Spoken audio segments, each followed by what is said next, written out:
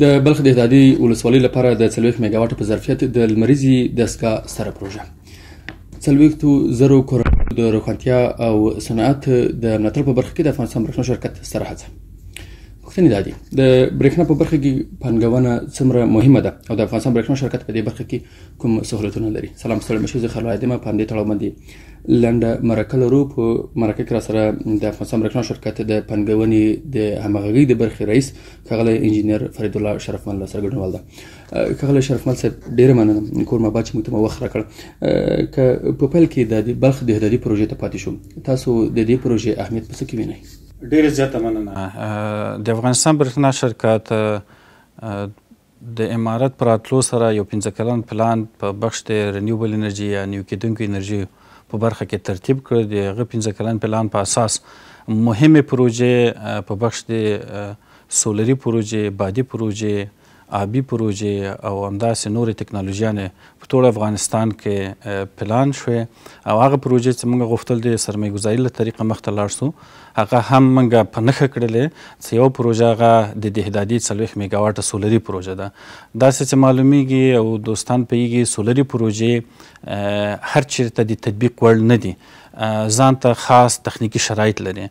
غټې سولري پروژې هلته تطبیق وړ دي چې هلته موږ قوي او منظمه شبکه ولرو چې د احدادي پروژه په هغه ساحه کې انتخاب شوې ده چې هلته موږ کافي بوکر بایر دولتي مځکې لرو او همداسې زموږ سیستم او سبسټیشن کافي ظرفیت د انتقال او د جذب لري. په همدغه منظور تخنیکي لحاظه دا پروژه دلته انتخاب شوې ده او موږ دې پروژې ته پانګوال دعوت کړل چې خوشبختانه زولرستان کمپنۍ او غضنفر کمپنۍ په ګډه خپلې طرحې برېښنا شرکت ته وړاندې کړلې او وروسته له څېړلو او بررسي نه او مذاکراتو نه برېښنا شرکت او پانګوال په تفاهم ورسېدو او دا تفاهم راپور اماراتي شرکتو محترم هیئت نظار کمیټې ته وړاندې سه او خوشبختانه هیئت نظار هم راپور تایید که او موږ قرارداد لاسلیک که چې اوس خوشبختانه زو د کار پیل افتتاح کوو او دا پروژه خاص اهمیت لري د بلخ ولایت محترم اوسیدونکو ته مخصوصه صنعتي پارکو ته چې صنعتي پارکو به له دې پروژې او له دې برخه به هم مستفید سي.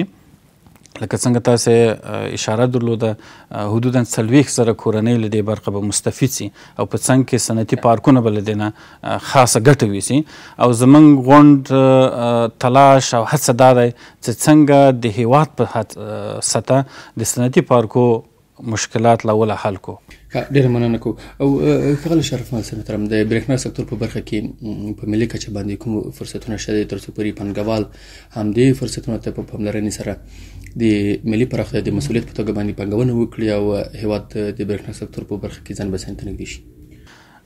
خوشبختانه د افغانستان برېښنا شرکت هڅه کوي چې په افغانستان کې یو متوازن انکشاف رامنځته کړي او د همدغه هدف په اساس په ټول افغانستان په اکثره ولایتو کې موږ د کار لاندې پروژې لرو، پلاني پروژې لرو او غواړو راتلونکي 15 کاله کې له 1000 میګاواټ سولري پروژې تطبیق کوو د هیواد په سطح او همداسې حدودا 1500 میګاواټ بادي پروژه په نظر کې لرو، همداسې آبي پروژې هم په نښه شوي دي او نورې ټکنالوژي لکه جیو ټرمل چې د انرژي یا ګرمای د مځکې لاندې دی په ده باندې موږ غواړو چې اول مطالعات ترسره کړو وروسته لاړ سو د دې پروژو تطبیق او تمویل ورته راجذب کو. همداسې په حرارتي پروژو کې موږ ډېرې پروژې په نښه کړي په افغانستان په سطح. دا په دې معنا ده چې په ټول افغانستان کې په مهمو ولایتو کې لکه بلخ ولایت چې دلته موږ سولري پروژه په افتتاح لرو 40 میګاواټه، دې تر څنګ موږ 2 غټې ګازي پروژې دا اوس د قراردادونو د مذاکرې لاندې دي خصوصي سکتور سره، انشاءالله ډېر په نږدې راتلونکي کې به نهایي سي او قراردادونه به امضا کړو. په هرات ولایت کې، کابل ولایت کې، په ننګرهار ولایت کې پرون 40 میګاواټه د کار پیل افتتاح درلودله.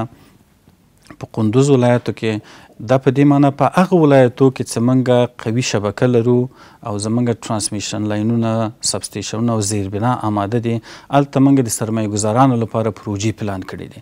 هلته چې زموږ ټرانسمیشن لاینونه سبسټیشنونه او زیربناوې ضعیفه دي هلته موږ کوشش کوو چې د خپل زیربناو انکشاف ورکړو. البته د برېښنا د بودیجې په واسطه او همداسې د امارت اسلامي د بودیجې په کومک، چون هلته چې شبکې نه وي، زیربنا نه وي، سرمایه ګزار او خصوصي پانګوال زړه نه ښه کوي چې هلته پانګونه وکړي. هلته بعضې تخنیکي تشویشونه موجود وي. بناً موږ په هغه ولایتو کې چې مخکې مې نوم واخیسته هلته موږ سرمایه ګزاران لپاره فرصتونه په نښه کړي چې انشاءالله راتلونکي کې به ډېرې ښې زیرې به لرو او وروسته له دې افتتاح د دې پروژې نه موږ به انشاءالله په دې یو میاشت راتلونکي کې شپږو پروژې نورې د کار پیل افتتاح به لرو. ډېرې مننه کوم ښاغلی شرفمند صاحب. یو څه چې د افغانستان برېښنا شرکت په تړاو باندې مطرح کوو هغه د پانګونې په برخه کې د سهولتونو او د امکاناتو برخه ده. تر څومره حده پورې دا پروسیجرونه ساده او اسانه دي تر څو پورې یو پانګوال د برېښنا د زیربنا په برخه کې خپلې طرحې د افغانستان برېښنا شرکت سره شریکې کړي او په دې برخه کې یو پایلې ته ورسیږي؟ دا پروسیجرونه څومره ساده دي؟ ډېره زیاته مننه، ډېره ښه پوښتنه وه. په تېر 20 کلونو کې متاسفانه په تېره اداره کې یوازینۍ موضوع چې پانګوالو نسو کامیابه متاسفانه ډېره زیاته بیوکراسي، فساد، مالی او کرپشن په اداره کې دغه عوامل عمده وو چې پانګوال او سرمایه ګزاري په سکتور د انرژي کې موفقه نسی او نور لا ډېر سیاسي نور ملحوظات موجود وو. خوشبختانه اوس پروسې ډېرې لنډې شوې دي، بیوکراسي له منځه تللی ده، فساد له منځه تللی دی او پروسې ډېرې زیات لنډې شوې دي. یعنې دغه پروژه چې اوس موږ سبا یې افتتاح د کار د پیل لرو، له شروع د طرحې نه تر افتتاح د کاره پورې یعنې زیاتره له 6 میاشتو ورباندې نه دي لګېدلې. البته په دې 6 میاشتو کې طرحه وړاندې شوې ده، طرحه څېړل شوې ده، طرحې ته مطالعات ترسره شوي دي، د مطالعاتو نتیجه کتل شوي دي، طرحه وړاندې شوې ده هیئت عامل د برېښنا ته، وروسته تللی د هیئت نظار ته، همداسې د معاونیت اقتصادي تاییدیه اخیستل شوې ده، قرارداد جوړ شوی، قرارداد امضا شوی دی او سبا موږ زو د کار پیل افتتاح لرو. یعنې دا په دې معنا چې ډېر زیات کار په ډېر محدود وخت کې یعنې حدودا شاید 6 میاشتې نه به لګېدلې چې موږ دا پروژه نهایي کړله او انشاءالله سبا به د کار پیل. ډېره مننه کوم. د هېواد کې د برېښنا سکتور او بالاخره د ټولې زیربنا په برخه کې د لا پرمختګونو په هیله یو څه چې د وروستۍ پوښتنې په توګه غواړم مطرح کړم د ملي مسؤلیتونو او هغه د همدردۍ د روحي پر اساس باندې فکر کوئ پانګوال چې په دې برخه کې یو مهم فکتور یا لوری ګڼل کېږي څومره ورته اړتیا ده چې دوی په دې برخه کې خاص پاملرنه ولري یا څومره مسؤلیت جوړیږي تر څو پورې د برېښنا د زیربنا په برخه کې دوی ښکیل شي او د هېواد د پرمختګ یو لوری ونډه وسیږي لکه څنګه چې تر یو حده پاتې شوي دي؟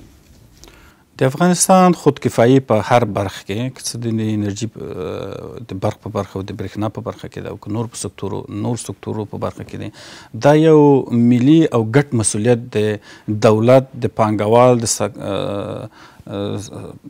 صنعتکارانو، د خلکو ګډ مسؤلیت دی تر څو دا ګډ مسؤلیت ادا کړي. دا ګډ مسؤلیت هغه وخت ادا کېږي چې زموږ ملي پانګوال دا مسؤلیت احساس کړي او راسي په خپل هېواد کې پانګونه کوي. موږ ډېر زیات پانګوال لرو چې دوی په خارج کې په بهر کې پانګونه یې کړې ده، که په دوبۍ کې ده، که په ترکیه کې ده، که په نور هېوادو کې دي، ډېر زیات پانګونې یې کړې دي.